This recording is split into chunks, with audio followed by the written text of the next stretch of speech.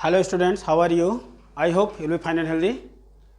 आपका आज का क्लास आर्टिकल का आपका आज एक पार्ट और आपके पास आज आया हुआ है, जो कि आपका पार्ट 6 आपके पास चलेगा। पार्ट 6 जिसमें आर्टिकल का मैं आपको प्रीवियस क्लास में बोला था कि द का जो यूज़ है वो काफ़ी लंबा होता है।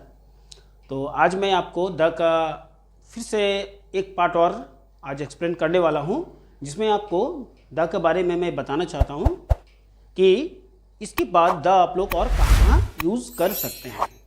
तो वीडियो को एंड तक देखें, बिना स्किप किए वीडियो को देखें और समझें। तो आज आपका आर्टिकल का पार्ट 6, जिसमें मैंने आर्टिकल यूज़ ऑफ द का आज पार्ट 6 का मैंने आज फिर से 5 और 6 मैं आपको नेक्स्ट समझा रहा हूँ। तो आइए समझते हैं यूज़ ऑफ द, जिसमें मैंने जिसमें नंबर 5 मैंने देखिए यहाँ पर, जब किसी वाक्य की बनावट, ध्यान से समझिएगा, जब किसी वाक्य की बनावट नाउन ऑफ नाउन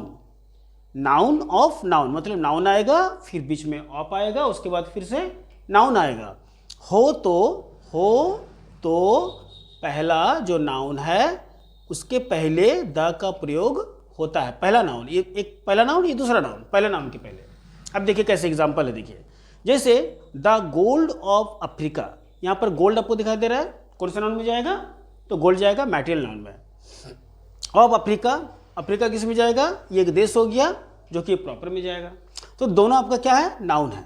तो पहला जो नाउन मैंने यहाँ पर लिखा है गोल्ड के पहले देखिए यहाँ पर मैंने क्या लगाया? द लगाया, दूसरा में मैंने नहीं लगाया।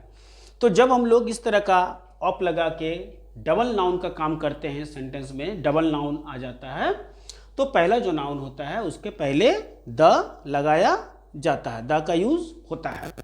एक और एग्जांपल मैं देखिए यहाँ पर ले रहा हूँ, वो हो गया I like the T of Darjeeling. यहाँ पर देखिए टी मेरा क्या है? नाउन है। कौन सा नाउन है? मैटेरियल नाउन है। दार्जिलिंग कौन सा नाउन है? प्रॉपर नाउन है। तो यहाँ पर भी मैंने यहाँ पर देखिए सेंटेंस में दो नाउन आपके पास आया है। अब दो नाउन में जो मैंने यहाँ पर देखिए पहला नाउन जो टी है, टी के पहले देखिए मैंने यहाँ पर क्या लगाया? द लगाया।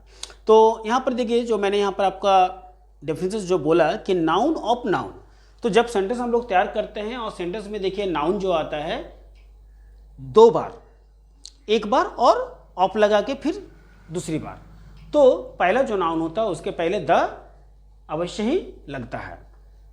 इसके बाद नंबर 6 जो है आपका, जिसमें मैंने यहाँ पर देखिए नंबर 6 में क्या लिखा है कि वैज्ञानिक आविष्कारों के पहले शरीर के अंगों के नामों के पहले तथा वाद्य यंत्रों के नामों के पहले द लगाया जाता है।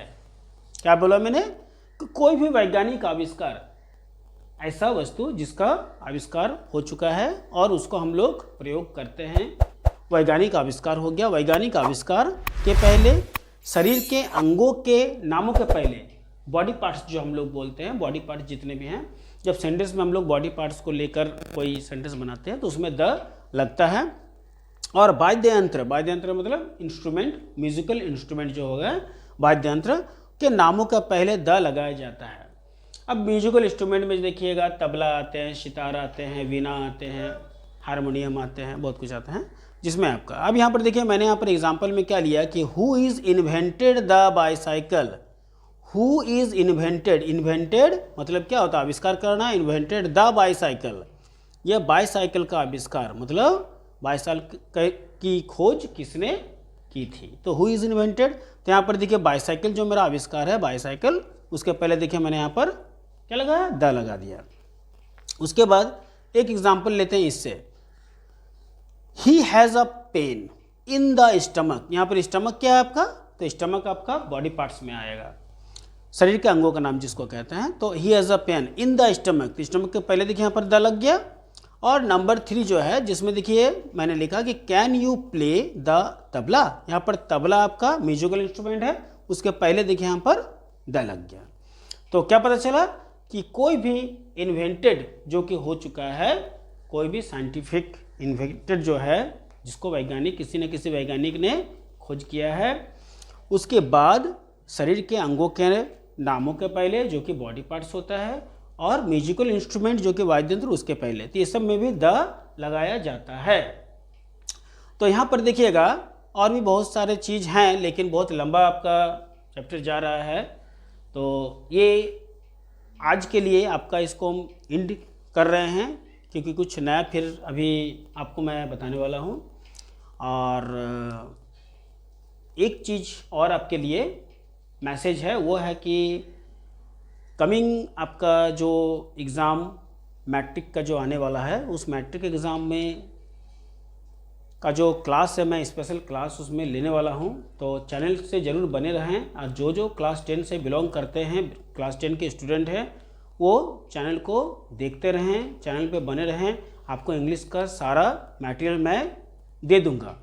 मैं इंग्लिश का क्लास अलग से कराऊंगा, जिसमें आपका मैट्रिक का कोई भी क्वेश्चन आंसर हो या किसी भी तरह का आपका जो आपका ग्रामेटिकल प्रॉब्लम हो वो नहीं रहेगा। इसके लिए आपको क्लास के साथ बने रहना होगा।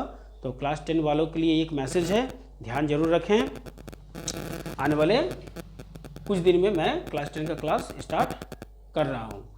तो आपका आर्टिकल का जो आज का पार्ट था, पार्ट 6, जिसमें यूज़ ऑफ द मैंने देखिए यहाँ पर लिया, जिसमें मैंने आपका 5 और 6 जो मैंने आपको समझाया कि noun plus of plus noun, जिसमें हम लोग क्या करते हैं, अगर इस तरह का सेंटेंस रहता है डबल नाउन तो उसमें मैंने द लगाता है, और जब वैज्ञानिक आविष्कार, शरीर के अंगों का नाम या तो वाद्य यंत्रों का बात आता है तो उसमें भी द लगता है। तो आई होप आपको क्लास समझ में आया होगा। फिर भी किसी तरह का प्रॉब्लम हो तो पूछे ज़रूर, और अगर वीडियो अच्छे लगे तो लाइक ज़रूर करें, शेयर कर दें, कमेंट करें, और नए हो तो सब्सक्राइब जरूर कर दें। तो आज का क्लास आपके लिए इतना ही।